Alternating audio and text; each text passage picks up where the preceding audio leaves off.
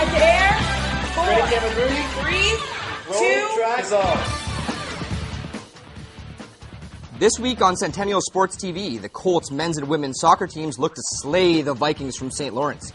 The Brian Steele Memorial Tournament gets underway, but would a certain minor hockey issue take precedent?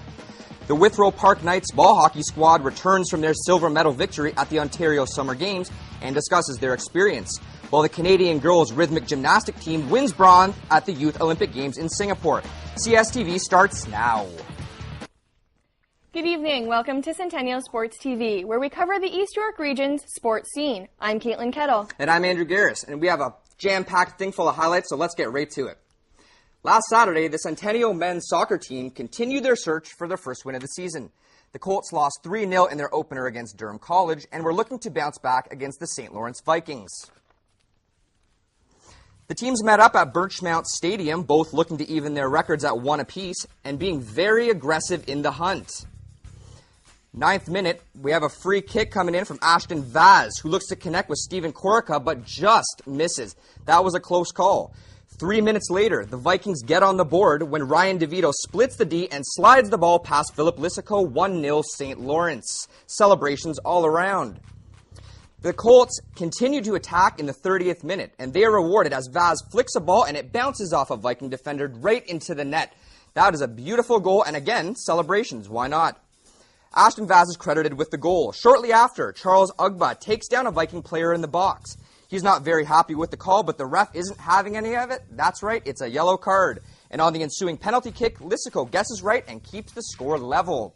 But not for long. 2 minutes later, Luke Guernsey with a huge header to put the Vikings ahead, 2-1, heading into the second half. Corica shows off some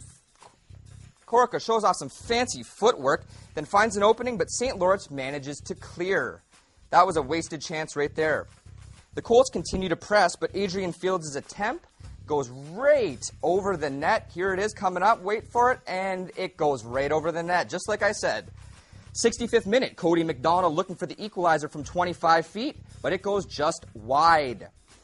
10 minutes later, a kick for the Vikings comes just within inches of another header goal. Still 2-1 in the 3rd minute. St. Lawrence defender with a nasty foul in the box. McDonald steps up and slips the ball through the Colts, but can't put it away. As the game ends, some tempers flare as the Colts and Vikings hold to a 2-1 win. Centennial is now 0-2 on the season and are trying to figure out what they need to get a win. Let's send it to some post-game reaction. Yeah, we just couldn't finish on our chances. We had probably at least 8 chances during the second half, and we just choked. And our defense collapsed, and it was just bad ball. We don't shoot. We don't cross the ball well enough. We don't shoot. Our wings try and beat everybody from the sides, and we don't shoot on the net. Not to take anything away from the goalie, he played well, but every single shot that we took was either over the net or right at him. And you can't score like that. You've got to pick your corners. You've got to pick your spots. We've got to hit the net. The Centennial women also took to the pitch on Saturday against the Vikings and were looking for a better result than the men. After going 2-7-2 last season, the Lady Colts are looking to improve to 1-1 at Birchmount Stadium. They only have 5 returning players from the 2009-2010 squad, and the young group, led by coach Duramard O'Connor, is looking for a better record than an OCAA playoff berth this year. First half action was split evenly. Neither team could catch a break. Until the 17th minute, when Colts captain Erin Pattison goes down after a tackle, she would not return to the game. The Colts step up without their star player, co-captain Natalie Muschel clears the St. Lawrence free kick attempt. The score remains 0-0, but things got worse for Centennial in the 28th minute with another injury. Their luck didn't get any better. Natalie Palomino goes down with muscle cramps in her legs. The Colts finish the half with 10 players because they are fresh out of substitutes. The Vikings show no mercy, but Muschel again is there with a big tackle. On to the second half. This Viking corner kick bounces around in the box like a pinball before hitting the football uprights, resulting in a goal kick. Now, it's Centennial's turn for a scoring chance, but the St. Lawrence D is equal to the challenge. 51st minute, Palomino, who came back to play the second half, can't fight the pain and goes down yet again. The Colts bench is looking like a doctor's office, and they're down 10. 67th minute, and the Vikings keeper holds the ball a few steps too long. We played with dedication, and it really showed out there on the field. We tried to play smart, not as much running, playing the ball on the ground, playing to the sides, and just being able to give our opportunities and knowing when our opportunities are to try and shine. Mostly it's just about keeping everyone focused, like keeping spirits up. Yeah, we are playing down a man, but look at the score. It's still no score. Keep it together. Just keep the simple things going. Keep the talking, the communication. So I think everyone really worked well today. Sunday marked the 29th year of the Toronto Beaches Terry Fox Run. GTA residents took their fight against cancer to the streets in hopes of raising money for a cure. Over the years, the event has attracted 9,000 participants and raised more than $1 million. In April of 1980, Terry Fox left the East Coast, determined to run across Canada and collect $1 from every citizen. His marathon of hope ended in Thunder Bay when it was discovered that his cancer had returned. The Terry Fox Foundation uses the funds raised by the event to fund cancer research. After the break, we'll find out how the Leaside Flames fared against the Toronto Ice Dogs at the Brian Steele Tournament. We'll visit the Kew Gardens Pro-Am charity event that was looking to raise money for a very good cause. Also, we'll check in with the ball hockey silver medalists from the Ontario Summer Games. This and more when we come back.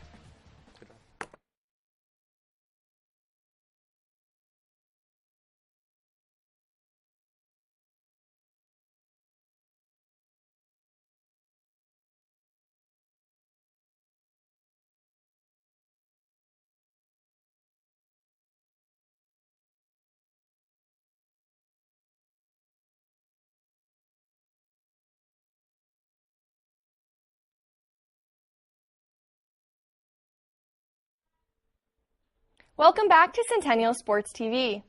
The Leaside Flames had a huge presence at the Brian Steele Memorial Tournament last week. They had 6 teams in several age groups. Reporter Amit Mann followed the Minor A Adam Flames and tells us more about the tournament. The Brian Steele Memorial Tournament has long been a showcase for minor hockey's best talent. Entering its 15th year, the tournament is becoming one of North America's prominent hockey platforms. General Manager Vicky Muley has watched the event flourish throughout the year. 1996, we had 32 teams, and this year we have 190. This is one of the biggest tournaments around. Mississauga also has one, and Toronto here is the biggest one we have in Toronto. We run a very well tournament where the teams come in, the games are always on time, and we guarantee 4 games. That's one of the things that the teams like. And we keep on going. We have great volunteers. East York's own Leaside Flames sent 6 teams to the tournament and had high hopes for the Minor A Adam team, who took on the Toronto Ice Dogs to open up the tournament. The Flames came out strong as they had the Ice Dogs on the ropes, but couldn't find the back of the net. However, midway through the second period, the floodgates opened. Crash in the net and hard skating allowed them to bury more of their opportunities. The third proved to be no different as the Flames torched the Ice Dogs 8-0 and will look for victory number 2 in their next game against the Young Guns from North Toronto. While Leaside enjoyed their victory, a couple ranks over, the question of whether or not hitting belongs in minor hockey came to the forefront after a player was hospitalized with a concussion. There are some parents that are hesitant about the whole aspect of contact, but I think if you teach it correctly and you use it as part of the game, then it is certainly an important aspect of developing a player completely in hockey. They're learning the aspects of using their body as an intricate part of the game, and at this age they can be taught well. They understand the game a bit better than if they were younger, and they use it to their advantage. The debate on when body checking should be allowed in minor hockey will continue. But during this time, however, the players at the Brian Steele Tournament are just set on playing the game. I'm Amit Mann, Centennial Sports TV. As the tennis season winds down on the Pro Tour, an annual charity event heats up the Toronto beaches, and Rosa Garcia has more on that. Let's go to Rosa. It's Kew Gardens' 3rd annual Pro-Am charity tennis event, and former professional tennis players have come out to support the cause. The community support is needed to raise money for those who are less fortunate. Head tennis assistant at Kew Gardens, Dustin Sexton, took part in the pro game and has great expectations for this year. This charity is an event that is in support of Center 55, which is a community center just north of here. And it goes directly, all the money is earmarked for their Christmas Share program, where they help needy kids, supplying them with a dinner and gifts at Christmas season.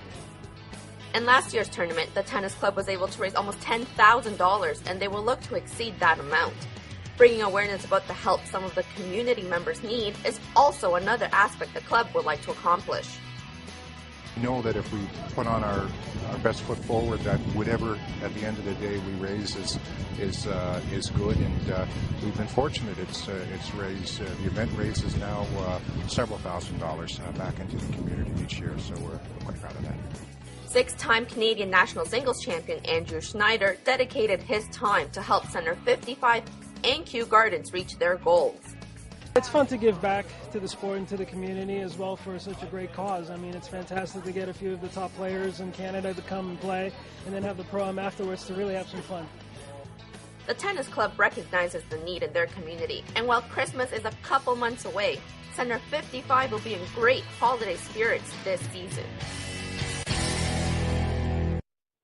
The East York Soccer Club's annual Fall Fest tournament has been canceled for this weekend due to low registration numbers in most of the age groups. The tournament is a long-standing tradition in East York, even before it moved from Victoria Day weekend to the end of the season. This is the first time the club has had to cancel this all-star team tournament, but say that House League all-star numbers have been dropping for a few years now. Don Mills has a long history of youth hockey, but this year they introduced a brand new... The Don Mills Flyers hockey organization is celebrating its 50th anniversary by hosting a midget AAA tournament. 16 teams participated in the inaugural event, including 3 from the United States. After running a minor Pee Wee tournament for 48 years that sadly failed because of low registration, the Flyers decided to try again. A big void in the midget age group earlier in the year, prior to the season starting in the GPHL. Midget's always been of interest to us. We've been a big fan and a big promoter of midget hockey in Ontario for a long, long time. Even though it was only the first time this tournament was held, the club's experience certainly paid off. I think it was a great tournament. I mean, I think the quality of competition from top to bottom was strong. The Don Mills Flyers Association did an awesome job. It was well run, well refereed. You know, it was just a great tournament to attend. The tournament will be held again next year with a few minor improvements. And I think getting ahead of it, we'll be able to attract more teams. Ultimately, we'd like to have 24 teams. The championship game was held at Victoria Village Arena between the Whitby Wildcats and an undefeated Buffalo Saints team. The Wildcats took an early lead, going up 2-0 in the first period and never looked back. Whitby went on to win the game 5-1 in what Peter called a disappointing but not surprising outcome. The key factor was the opening minute of the game when the kid from Whitby blindsided the top player from Buffalo and took the kid out of the game. While winning was the ultimate goal, the coaches agreed the preseason skate was the best prize. You want your boys to really, get going early in the season, so to come here to the Don Mills Flyers and win their inaugural tournament was just awesome for us. We had a couple guys back in the lineup we were missing earlier. That really helped. Good performance from our goaltender. It's just a great feeling to win the championship. Both teams say they will be back again next year. The Buffalo Saints will be hungry for redemption. For Centennial Sports TV, Melissa Buffunos. CSTV returns in seconds, and the Withrow Park Knights success story is just around the corner. As well, how these acrobatic young ladies won Canada a bronze medal at the Youth Olympic Games. And finally, the Centennial Athlete Profile features a soccer player who can do more than just dominate on the field. We'll be right back with that story.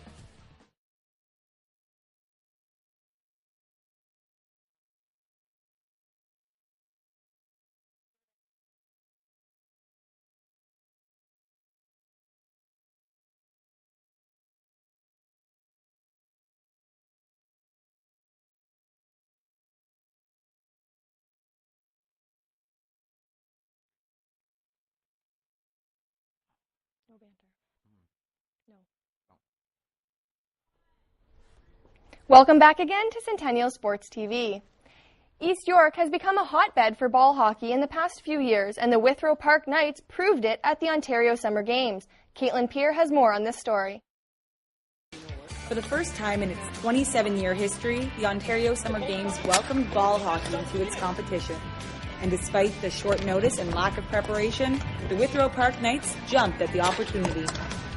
You know, you're never going to have that again, you know, walking in and introducing your name. So, I mean, it gave you that mini Olympic feeling. Yeah, we're all nervous because, well, it's the Ontario Summer Games. I don't know how the kids felt, but I got goosebumps and, you know, trying to absorb everything that was there. I just remember coming in with all our luggage and there being like thousands of other people, and it's crazy. We were really lucky to be there, and we learned what the Olympics kind of feel like, because there's lots of other sports being played. We're not the only sport in the tournament. The Knights won their way through the round robin and semifinals before losing in the gold medal game. But the team still has positive feelings when they look at their silver medals. It makes me proud because not a lot of people have this. It's something you can't take away the experience, and plus you got something worthwhile with the silver medal to keep as memories as well.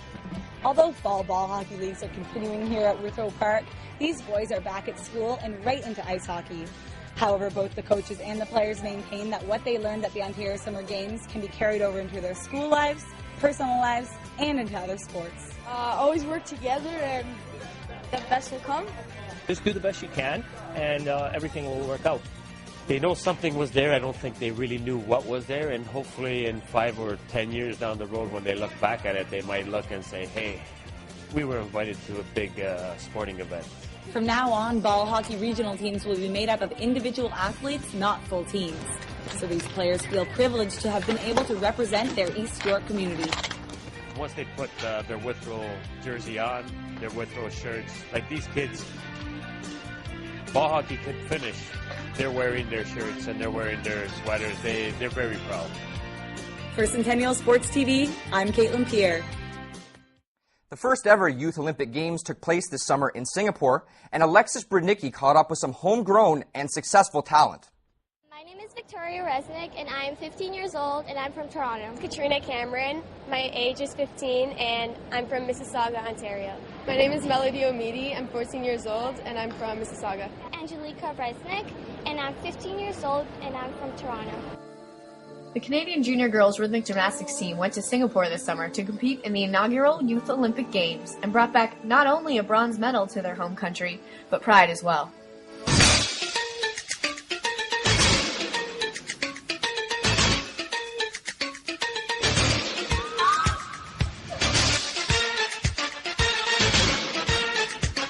Rhythmic gymnastics, it's different from a lot of sports because you have to be athletic, but also you have to have dance incorporated in it, so you have to be artistic as well. Rhythmic gymnastics is a very unique sport because it's elegance, strength, flexibility, and you have to handle apparatus.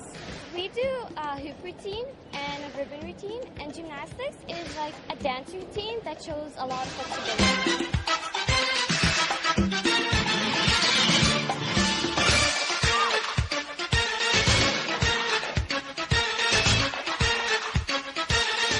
The team of 4 Toronto area girls train together 6 days a week, up to 4 hours a day. They've been performing together for over a year, but have all trained separately for much longer.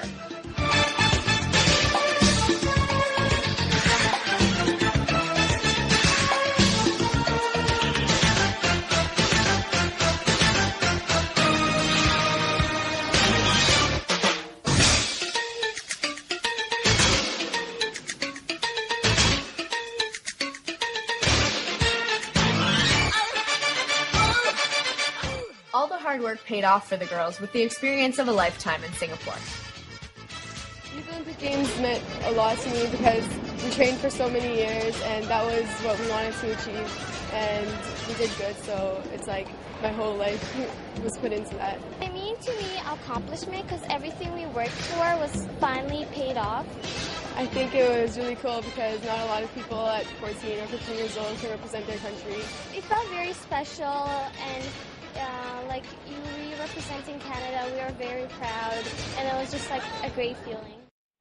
Well, we are just about done for the night, but first we'd like to introduce the Centennial Sports Profile of the Week. Every Friday, we'll show you an athlete, coach, or team that shows excellence both on and off the field. This week, Ashley Morris caught up with our first selection.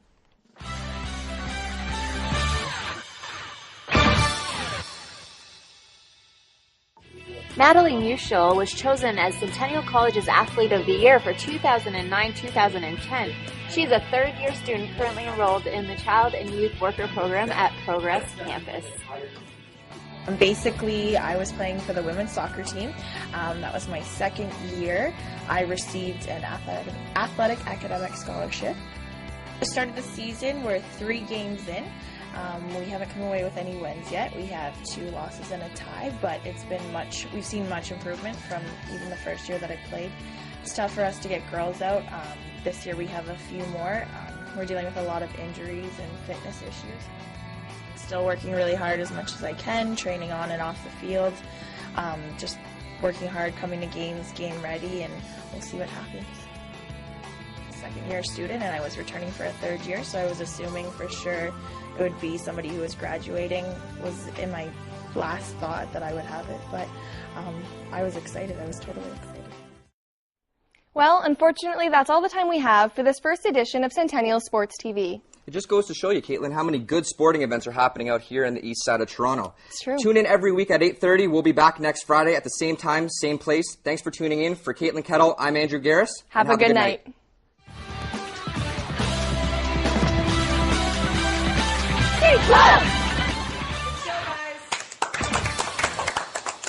And fade to black.